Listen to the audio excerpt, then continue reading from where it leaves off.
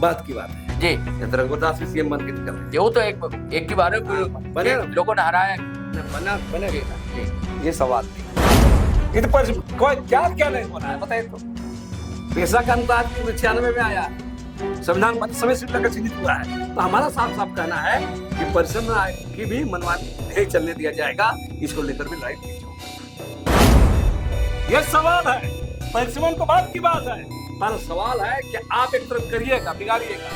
और आज उसी आधार पर हमको बलि का बकरा बनाइए। कितने राष्ट्रपतियों ने इस पर काम किया है, संज्ञान लेके। अभी तो राष्ट्रपति द्रौपदी मुर्मू है, अभी तो आदिवासी है। हाँ, क्या भी है कार्यकाल में, वो राज्यपाल भी रही है। वही मैं कह रहा हूँ। साथियों सलाम, नमस्ते, सत श्री अकाल और जय भीम जोहार। साथियों बिस्मिल अजीमाबादी का एक शेर, सरफरोशी की तमन्ना अब हमारे दिल में है, देखना है जोर कितना बाजुए कातिल। जब आजादी की जंग लड़ी जा रही थी साथियों, तब भारत माता के लाडले दीवाने इस शेर को पढ़ा करते थे। लेकिन आप में से कई व्यूअर्स की जानकारी कम होगी कि इससे पहले ही अबुआ दिशु मबुआ राज का नारा ग्रेटर झारखंड में बुलंद हो चुका था और अंग्रेजी दासता के विरुद्ध यहां के आदिवासी दयालों ने कमर कस ली थी। तिलका मांझी से लेकर सीधू कानू से लेकर धरती आबा बिरसा मुंडा को कोई कैसे भूल सकता है इनके योगदान को। ये वैचारिक जो है झारखंड की, आज की नहीं कि अभी अभी 25 साल में अलग हुआ तब की नहीं है। झारखंडी अस्मिता का संघर्ष बहुत पुराना है, बहुत लंबा इतिहास है। एक लंबी कुर्बानियां, बड़े बलिदान के बाद ये झारखंड, वो भी ग्रेटर झारखंड नहीं, कटा छटा हमें मिला झारखंडियों को दोस्तों। और ये इसलिए मिला कि ये लड़ाई जो आदिवासियों ने लड़ी थी, ये सच्चाई है। बाद में भले झारखंडी आंदोलन में गैर आदिवासी लोग शामिल हुए, लेकिन अगुवाई जो है हाथ में रही आदिवासियों की। और इसका गठन भी झारखंडी संस्कृति, आदिवासी संस्कृति परंपरा के संरक्षण के लिए हुआ, जल जंगल जमीन के संरक्षण के साथ। लेकिन अब क्या कोई साजिशें रची जा रही है कि अब ऐसा कुछ परिवर्तन, बदलाव होने जा रहा है? ऐसी बातें राजनीतिक पंडित कह रहे हैं दोस्तों कि अब आदिवासी मुख्यमंत्री झारखंड में नहीं होगा। क्या झारखंडी आदिवासियों के लिए जो आरक्षित विधानसभा लोकसभा की सीटें हैं वो घट जाएंगी क्या? अब राजनीतिक प्रतिनिधित्व छीन जाएगा क्या आदिवासियों? इसमें कितनी सच्चाई है, इसका हम आज पोस्टमार्टम करेंगे। साथियों आप फ्रेम में देख रहे हैं, जाने माने लेखक हैं, एक्टिविस्ट हैं झारखंड के। आदिवासी समाज को, झारखंड को बहुत ही बारीकी से समझते हैं लक्ष्मी नारायण मुंडा। हम उनका स्वागत करते हैं। जोहार दादा। दादा, मैंने जो इंट्रो में जो बातें कही, आपको क्या लग रहा है? जैसा परिसीमन की बात कही जा रही है, 816 आप सांसद होंगे, नया अपना बन गया संसद भवन, पता है। और झारखंड में जो विधानसभा भाजपा सरकार ने बनाई थी, उसमें 150 विधायकों के बैठने की जगह है। तो क्या परिसीमन होगा? तो क्या आदिवासियों के लिए जो आरक्षित सीटें हैं घट जाएंगी? इसी के साथ जुड़ा सवाल है, क्या अब आदिवासी कोई मुख्यमंत्री नहीं बन सकेगा झारखंड में? देखिए, आपके तमाम जो दर्शक हैं सबको मेरी से जोहार जी। आपने अपने शुरुआत में ही कहा बहुत सारी बातों को। जी। देश की जो आजादी का जो लड़ाई था और जो रिवोल्ट, जो आंदोलन आदिवासियों ने किया था 1857 से पहले यहाँ हुआ। हम बोले ना जी, चुआर रिबेलियन, भूमिज रिवोल्ट। जी, 1769 से शुरू हुआ था। जी ये ट्राइबल का विद्रोह जो यहाँ रहा है 1769 से शुरू हो गया था रिवोल्ट। तो एक लंबा आंदोलन चला, विद्रोह का सिलसिला, शहादतों का सिलसिला, बलिदान का सिलसिला, और देखिए देश आजाद भी हुआ, संविधान भी बना। जी आपने परिसीमन की बात कहा, परिसीमन होगा देश में, सीटें बढ़ेगी, झारखंड में भी परिसीमन होगा। मौजूदा समय में 5 सीट है जो लोकसभा का, और 28 सीट विधानसभा के आरक्षित आदिवासियों के, एसटी के लिए, आदिवासियों के लिए। अब इस बात सामने आ रहा है कि सीटें बढ़ेगी विधानसभा की, जी लेकिन आदिवासियों का सीट क्या होगा, घटेगा बढ़ेगा, ये सवाल है। निशिकांत दुबे तो सदन में कहने की घटेगी सीट आदिवासियों की। कि निशिकांत दुबे क्या बोलते हैं वो बात की बात है, हम बताना चाह रहे हैं, आपको एक बात बता दे रहे हैं।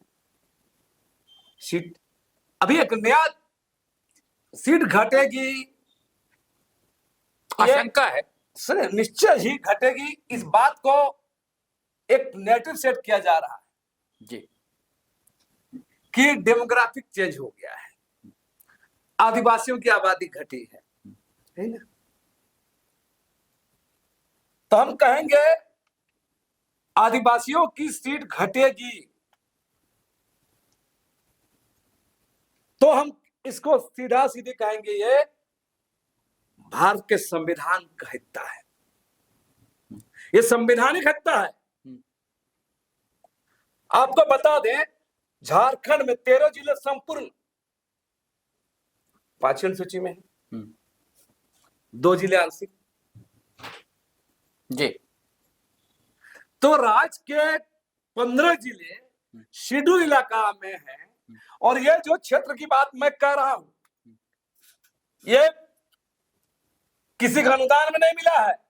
शेड्यूल इलाका निर्धारण भारत का संविधान बनने के समय हो गया था 1950 में, जब संविधान बना शेड्यूल एरिया चिन्हित हुआ,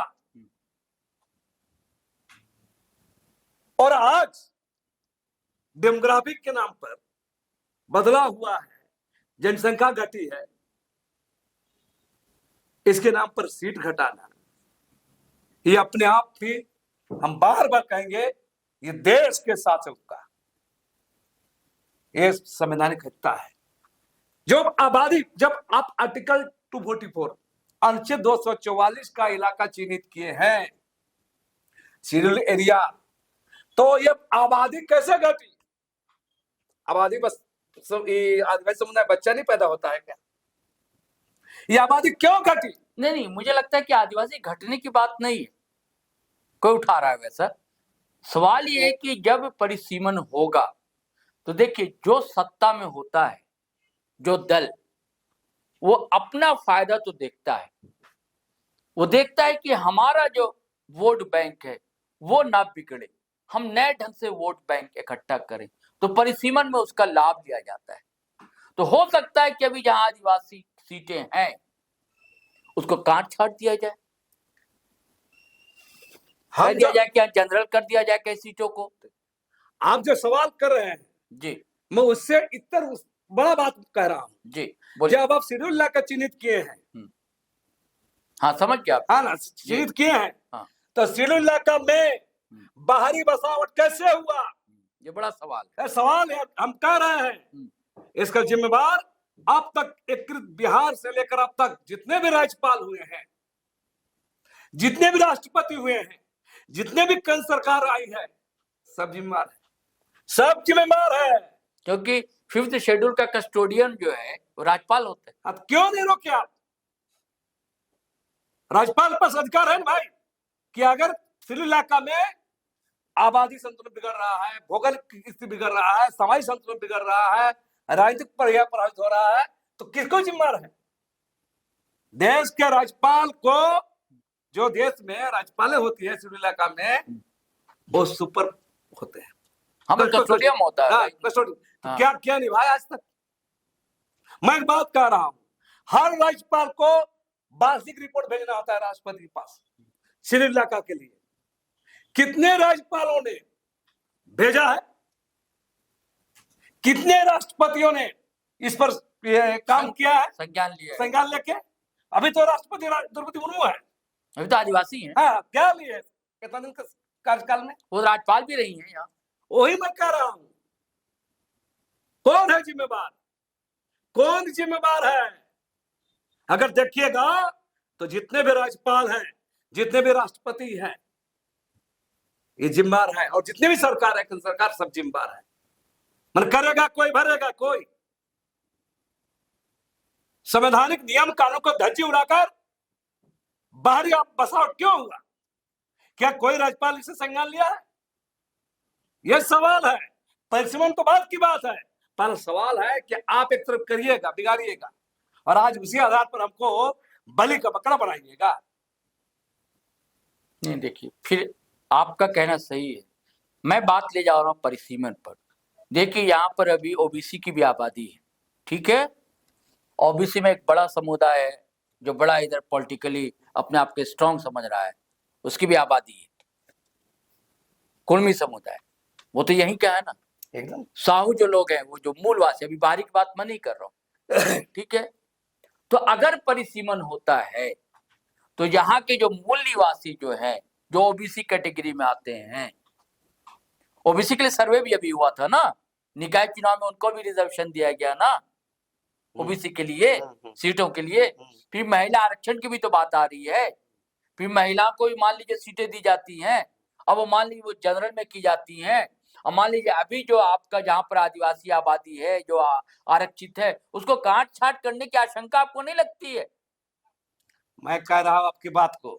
हाँ, तो भारत सरकार हाँ, शेड्यूल इलाका पे उड़ा देना भाई, काहे नाटक करके रखा है इन लोग? क्यों शेड्यूल इलाका बनाया भैया? क्यों चिन्हित किए हैं आप? अरे दादा, बार बार मैं कह रहा हूँ, शेड्यूल आपका कहना सही है, उसमें तो कुछ हो ही नहीं रहा ना। आप अभी चिल्ला रहे हैं, अब तो कुछ हुआ नहीं उस पर। आप ही कह रहे हैं कि इतने राज्यपाल रहे, राष्ट्रपति भी आदिवासी हैं, वो खुद राज्यपाल रही यहाँ, और भी कई राज्यपाल यहाँ रहा, सब कुछ होता रहा। मैं बाहरी आबादी बढ़ने की यहाँ पे बात नहीं कर रहा हूँ। यहाँ के जो लोग थे, मूल निवासी है, जो ओबीसी में आते हैं, कुर्मी है, साहू है, गुप्ता है, कई है, समाज है, नायक है, कई लोग हैं, तो ओबीसी के लिए भी तो आरक्षण होगा, उसके भी तो आरक्षण सीटें होंगी। फिर महिलाएं जो आ रही है, उनको आरक्षण की बात चल रही है, नारी वंदन ना करके आ रहा है एक बिल। हम, मेरा बात को सुन, तो आपको आशंका नहीं लगती कि आपकी सीटें जो है एसटी के लिए जो सुरक्षित सीटें विधानसभा की या लोकसभा की, उसको काट छाट किया जाएगा, या उनके विधायक ज्यादा हो जाएंगे, तो फिर ये दबाव होगा कि नहीं भैया, ओबीसी जब ज्यादा विधायक है तो भैया आदिवासी क्यों सीएम, ओबीसी सीएम क्यों ना हो? फिर देखिए, सीएम का बात की बात है जी, रघुवरदास भी सीएम बन के निकल गए। वो तो एक की बार है, बने लोगों ने हराया भी ना, बने जी, ना। जी, ये सवाल नहीं है, ये मामला नहीं है। मेरा कहना साफ है कि अब आरक्षित सीट क्यों घटेगा, ऐसी आशंका व्यक्त की जा रही है। न क्यों घटेगा? हमने बार बार कहा, जो भी झारखंडी समुदाय के, अभी 81 में 28 है ना, हाँ, ठीक है ना, हाँ, तो उसे तो बढ़ना चाहिए ना। जब आप 120 से 125 जब आप करेंगे विधानसभा की सीटें, तो इसको 28 से तो बढ़ना चाहिए। देखिए, आपको बता रहे हैं, हाँ, उसी अनुपात में, उसी परसेंटेज में बढ़ना चाहिए। श्योर। हाँ, हमारा साफ साफ कहना है जी, इस पूरे मामले में आप झारखंडी समुदाय के बारे में आप जो बोल रहे हैं, बार बार आपका बोल गए हैं कि जो झारखंडी समुदाय के लोग, हाँ, आदिवासियों के साथ और लोग की आबादी बढ़ी है। हाँ, आप आबादी बढ़ी, उनके लिए ओबीसी के लिए आरक्षण की बात हो रही है भाई, होना हाँ, चाहिए। सुनिए, बता रहे हैं हाँ, आप ये डेमोग्राफी चेंज अगर बोलिएगा, आप रांची, वो भी एक प्रश्न है, बड़ा सवाल है, बड़ा सवाल है वो। रांची, हाँ, ये शेड्यूल एरिया में आता है। हाँ, आप गौर कीजिए हम्म श्रीलंका में कैसे हो रहा है। हम्म ये ना वाजिब सवाल है आपका, हाँ? इसमें कोई तुमत नहीं। माने आप गौर कीजिए रांची, हम्म जमशेदपुर, हम्म है ना, जो कोल्हान का इलाका हम्म है ना, एक इस सब में कैसे हो रहा है। धनबाद। हाँ, तो ये नहीं, धनबाद तो नॉन शेड्यूल इलाका हाँ, नन शेड्यूल है इलाका ना, हम धनबाद। जो शेड्यूल इलाका हाँ, है शेड्यूल इलाका। यहाँ पर आप कटिंग क्यों करिएगा, हम्म, ये सवाल है। हम्म, मैं कह रहा हूं कि और भी समुदाय यहाँ पर लोग हैं, बहुत सारे समुदाय के लोग हैं, लेकिन ये सवाल जो इस पर सरकार को, प्रशासन को, भारत सरकार को रिव्यू करना चाहिए ना कि कैसे आबादी बसी हुई है। आप रांची शहर का सर्वे करा लीजिए, आपका हटिया विधानसभा देख लीजिए, आपका खीरी विधानसभा प्रभावित कर रहा है आज।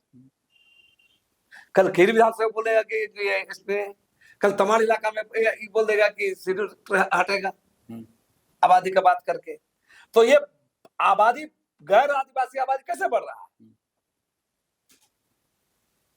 अब चल मान लिए झारखंडी आदिवासी और झारखंडी समुदाय, जो मूल झारखंडी समुदाय, दोनों का जो है चिन्हित किया हुआ है, तो ये और आबादी बढ़ता कैसे। आप इस गौर कीजिए, झारखंड दोहरा तेहरा मार होता है। पहला आप गौर कीजिएगा, विस्थापन जो हुआ है, विस्थापन पलायन, ये सबसे बड़ा मार है। औद्योगिकरण, रेलवे, नहर, है ना, तमाम जो कल कारखाने, तो यहाँ सब लगता है, यहाँ की आबादी माइग्रेट कर जाती है और बाहरी आबादी आ जाती है, और भी संविधान प्रावधान का उल्लंघन करके उसको आधार कार्ड, वोटर कार्ड, सारा सुविधा दे कर आपका, और आप आज बोल रहे हैं राजनीतिक अधिकार कटौती कर रहे हैं, तो सवाल तो उठेगा ही, सवाल तो है। ये सवाल ऐसे कि ऐसे छोड़ देगा लोग, छोड़ेगा। उसी सवाल पर मैं आऊंगा बार बार, अब थोड़ा थोड़ा भटकते हैं। मैं उसी सवाल पे आऊंगा कि परिसीमन जो होने जा रहा है, जो आशंका व्यक्त कर रहे हैं, कई एक्सपेक्ट कर रहे हैं, है ना, विशेषज्ञ होते हैं, राजनीतिक पंडित होते हैं, जानकार होते हैं, कि और जो दल होता है सत्ता में, वोट की राजनीति होती है, आपको पता है, वो अपने अनुसार चीजों को बरतना चाहता है, जानता भी, तो वो चाहेगा भाई, अपने अनुसार चाहेगा। हर दल चाहता है जो सत्ता में, कि हमको फायदा हो जाए, ऐसा परिसीमन हो कि हमारे जो वोटर हैं वो इधर उधर ना हो। तो ये आशंका आपको नहीं लग रही कि हाँ भाई घट सकती है, हाँ भाई ओबीसी की सीटें बढ़ सकती है, हाँ भाई आदिवासी अब हो सकता है कहीं ऐसा ना हो कि कहीं मुख्यमंत्री ना हो। बड़ी बात होती है। देखिए, आदिवासी अगर मुख्यमंत्री, ये लड़ाई लड़ी किसने है भाई, झारखंड की आदिवासियों ने लड़ी है ना।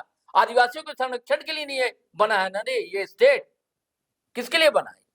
ओबीसी के लिए बना है, जनरल के लिए बना है, कि आदिवासियों के लिए बना है ये स्टेट? बिल्कुल। तो आज आदिवासी का मुख्यमंत्री होना गलत क्यों है?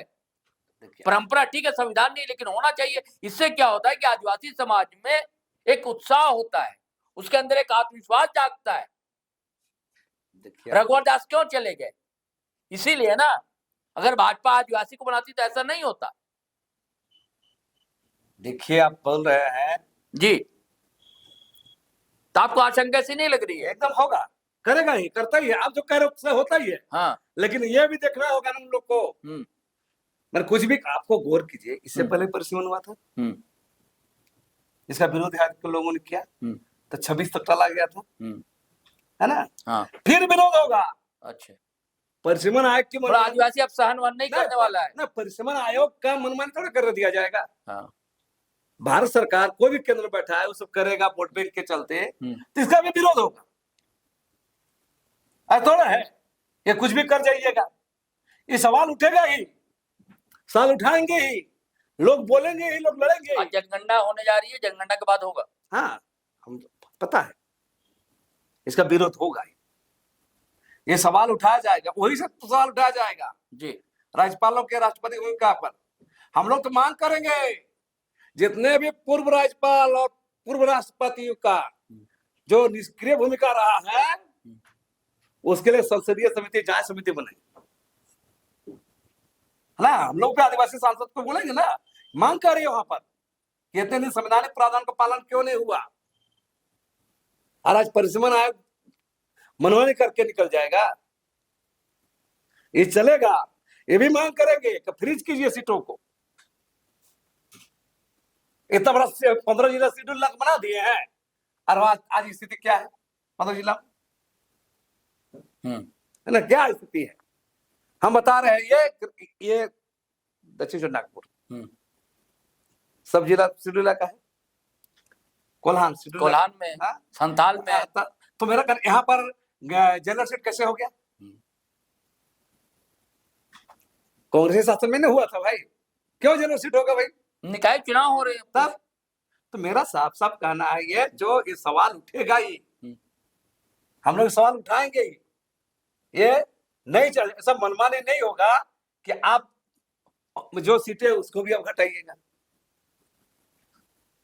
ये नहीं चलेगा। बल्कि सीटें बढ़नी चाहिए, फिर बढ़नी चाहिए। हम तो कह रहे हैं कि अगर आप गौर कीजिएगा ईमानदारी से, अगर बताइएगा संविधान का प्रावधान का गौर कीजिएगा, 24 जिले में 15 से 13 जिले संपूर्ण, उस हिसाब में 40% सीट को एसटी के लिए रिजर्व होना चाहिए जी।